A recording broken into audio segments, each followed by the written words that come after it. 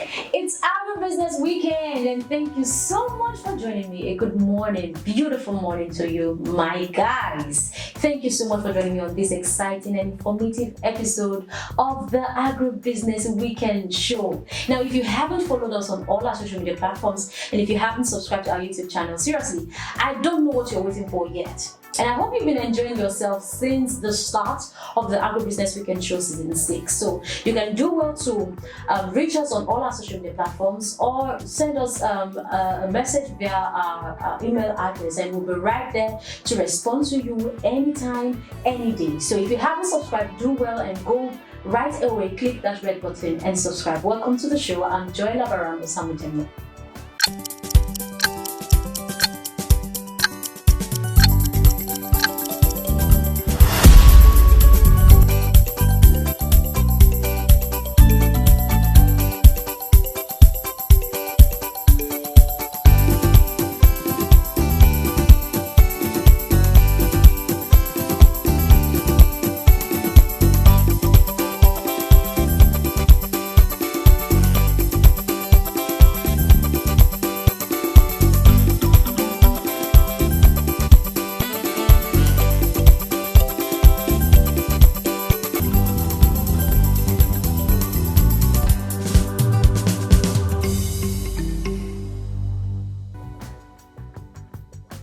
Welcome back. If you've just joined us, you're right in time. This is the Agribusiness Weekend Show. Now, you'll bear with me that cashew business has for many years been a major source of food and income generation for many homes and companies in Nigeria and Africa.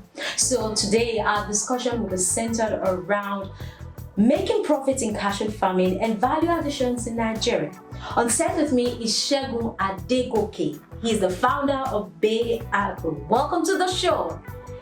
Now, first of all, I hope I got your name correctly. Yeah, my name is Segun Adegoke. So you're welcome to the show. Thank you very much. And thank you so much for joining us today. My pleasure. Now, Segun, tell us, because I hear people say the cashew value chain is a multi-millionaire sector. Why do people refer to this sector as a multi-millionaire sector? Yeah, basically non-oil export is very, huge in Nigeria. Prior to oil exportation, production in Nigeria, our major source of income or livelihood in Nigeria is agriculture. Okay. And one of it is, perennial plantation, cocoa, cashew, palm oil, and all of those things. So for cashew itself, I guess, last year we had a market capital of over 12 billion naira, I guess. So that was just in Q2, thereabout, and I think the total was over $1 billion. Wow. So when you have something raking into like an economy over $1 billion, then I think that's not something you have to play with. And I think the plan for cashew in years to come is for Nigeria to be able to produce over 500,000 metric tons per year. You think we can beat that? Yeah, sure. We're already doing 200 to 300 tons a year. So I feel all we need to do is, stay focused and, for intervention fund to keep coming in, definitely. Okay, so talking about intervention funds, I think we'll come back to that. But when you talk about cashew processing diversities, what are other diversities of cashew processing that one can venture into? Yeah, so I think for most of our agricultural products, cashew inclusive, value chain is very essential. So, and one of the things we can actually, make off cashew is our, what we all know, that's RCN. We have the RCN, we have the PCN. The raw cashew nut is the raw product. Okay. And one of the things we can make of it is the processed cashew nut. The one we buy, in our market and superstores and all of that stuff. So beyond that, but beyond that, people, we still, developed countries have been able to realize that we can generate our power with cashew shell. Okay. There's this cashew nut liquid that actually lights up, and so you can produce some fuel content from it. Oh, really? Yes, definitely. Okay. So you can get some biogas content from it. So that's a business line? It's a business on its own, So, and also you can have your cashew fruits, you can have gin, I know there are a lot of it they can make of cashew. And aside that, there are snacks from it. They make cashew bread. Cashew bread? Yeah, there's cashew bread, there's granite bread. Granite bread. Okay, yeah, I think I've heard of that. Okay, so there's cashew bread as well. Yeah, you can look it up. So it's a lot. I'm just wondering how that is going to how that is gonna be processed, like how the whole process is gonna be. Yeah. But let's come to profit making. You know, because Okay. I feel like every business is made for profit making, even Yeah. if we are trying to create like a significance, making sure that Nigeria is food secured and what have you. But the main thing is the profit making. Yeah, How profitable is this business? Knowing fully well it's the multi-millionaire sector. Yeah, I think one thing I say is, okay, I tell my team that I intend for going into farming is not to just be farmers, but to have, to add values to these things. Yeah. So where the profit is in agribusiness is basically value addition, just like you said. So most of these are raw products when you bring them from. So like we said, cashew.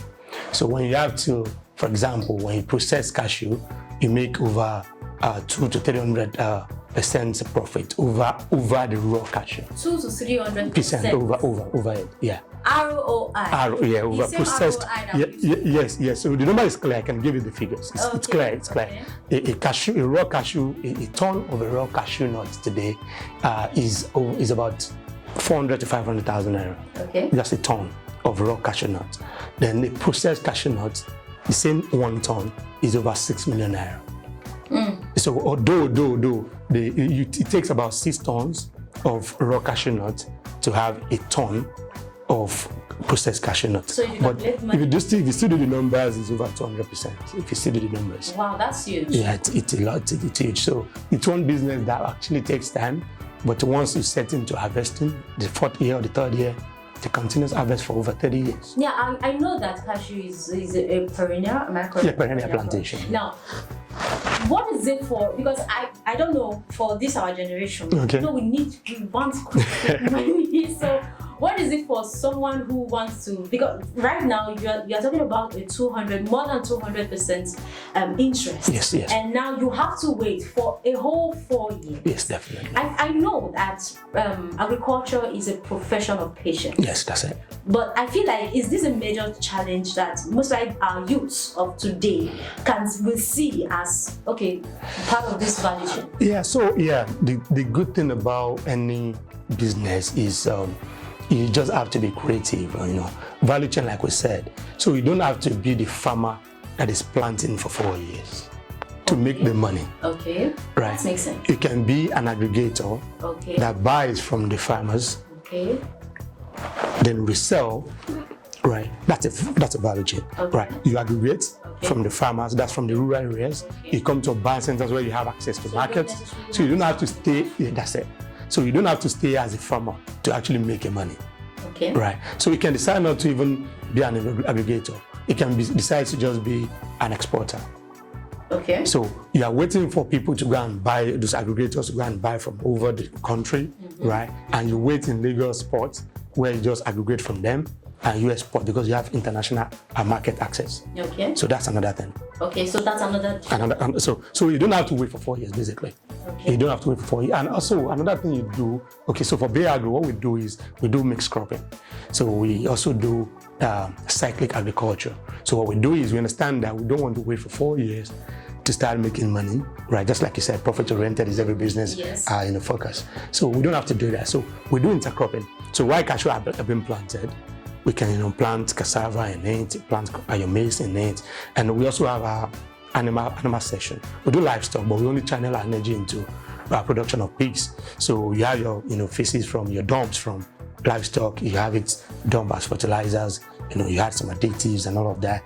Then whatever feeds you want to give to your pigs, you can get it from some shaft of your maize or also from some dumps from your plant and all of those things. Okay, so there are a lot of ways you can just mix. You do mix crop mixing, yes. You mix crops. Cover up those These numbers and all of these things. So money is everywhere. Money is everywhere. That's true. The money is everywhere. But so let's talk about the challenges. What are the salient challenges embedded in this value chain? How can one manage them? Well, logistic along line with security. The country is still growing, and logistic is a problem. So when I say logistics, not just the trucks now, the haulage. I'm talking about access to, the rural community. When you talk about cashew farming, you're talking about 100 acres farmers, 200 acres farmers. Sometimes you go to some big farms and up to 500 acres. And imagine that, you have to like sell off on your farm because you can access the market because the road is bad, and or because you don't have access to logistics, the big trucks and all of those things. So I think logistics is an issue. Then security is an issue general to agribusiness. That's a national it's a national issue. People don't want to venture into agriculture because agriculture is something. Though thanks to the invention of the new greenhouse. The green agriculture, the vertical farming, and all of those things. But for perennial plantation, we realize that it might not really work. Yeah, it might not really work. So, but come back to security. So the issue of herdsmen, the herds, coming into your farm, though they don't even eat cashew, but they can trample on other crops mixed and all of those things. But where we are very safe. We are safe, and I think it's not really a big deal, but it's a big deal. Another issue with cashew value chain addition is, this funding. If you have to do a business or do farming for 4 years, I don't think any farmer want to wait for 4 years. I was coming there because I was like, okay, so it means this business is capital intensive. It's capital over years. So what we do is first we encourage them to do mixed cropping as well. Okay. So we can at least have something to keep the body and soul together over time. Okay. So while you're waiting for cashew? For the cashew for the 4th year. Yeah. So another thing we do is in Bay Agro we also do empowerment because most of them they plant cashew to plant cashew. So what I mean by that is they're actually species of this cashew. Okay. So we are partner with Crane, that's Cocoa Research Institute of Nigeria, to get viable seedlings. So we give it to farmers. So our cashew plantation is not just around what we planted on our farm, but having to also like empower people. So we call it communal farming. So they have their lands, they have everything. We just get them these seedlings. You were talking about access to funds. Yeah, so that's another challenge, like you asked. So intervention fund by CBN, intervention fund by BUI, intervention fund by one bank or the other. So I think these intervention funds, or let's say the parastatals that are involved in this funding, needs to do due diligence beyond all these their checklists, collaterals, and all of that. I think we need to narrow the checklist or whatever requirement to the crop or the plantation or the product in question. Okay. I think due diligence should be done beyond asking a farmer to just bring some unnecessary collaterals.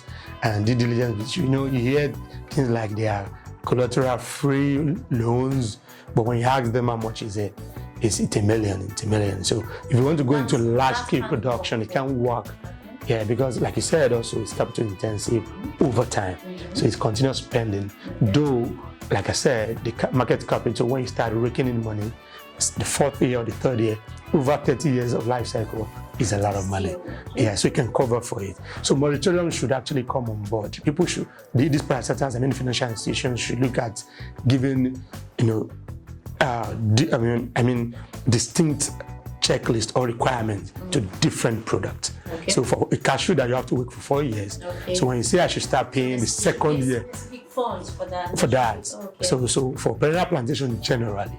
So that's what I think. So that could work for livestock production and all of that. So and another thing is the access to the fund. Also then the information dissemination.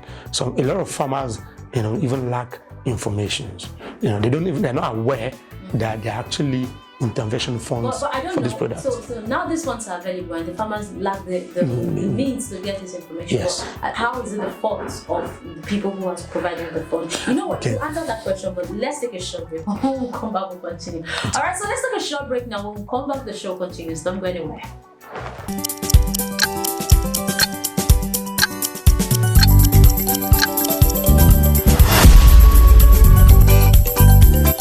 Okay, so this is me, Shola Obikonye of Sterling, urging all of our esteemed viewers, more prospective and existing, to tune in to this very highly laudable agri-business weekend TV on YouTube and on every other platform where you can find them anyway.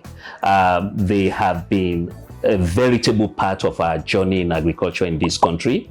And I can tell you it's never a dull moment with them.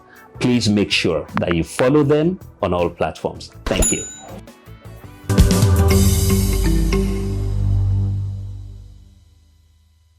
Welcome back. It's still the Agro Business Weekend show. Now, in case you just joined us, we have had an episode on cashew farming with Olamide Akintayo. So you can click that link that you're seeing there.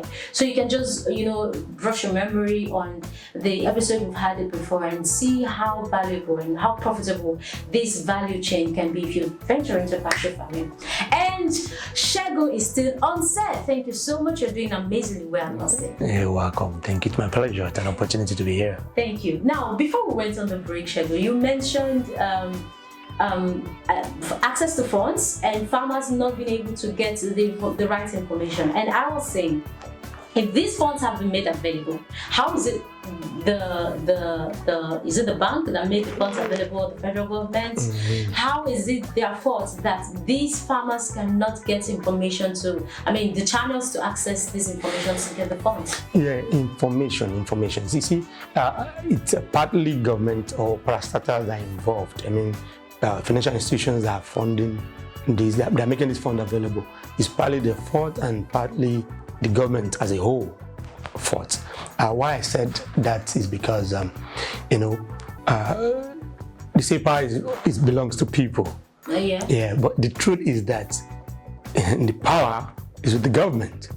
So whatever thing you want me to know as a person that lives in Lagos, if the policy is coming from Abuja, for example, so just let me streamline it to agribusiness itself. So for example, we have intervention funds from CBN, Central Bank of Nigeria, that comes through your banks, that's your commercial banks. Yeah. So they expect that farmers write their commercial banks for funding, and the commercial banks will write them on behalf of those farmers. Now, there are different institutions. There is the CBN, which is the big body.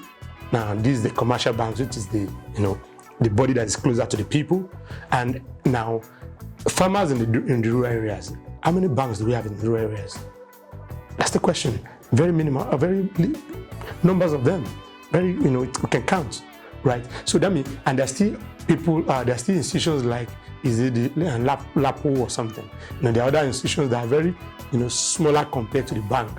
That they have access to the bank. Institutions that are like associations, farmers group, farmers cooperative group, and all of that. So it's a tier of there can be a tier or an organogram of communication. Okay. You get information can be disseminated via the same way CBI can reach out to the bank. Bank should be able to reach out to all these institutions, all these associations of farmer groups or farmers community. And these farmers should belong to these associations. Yeah, we have them.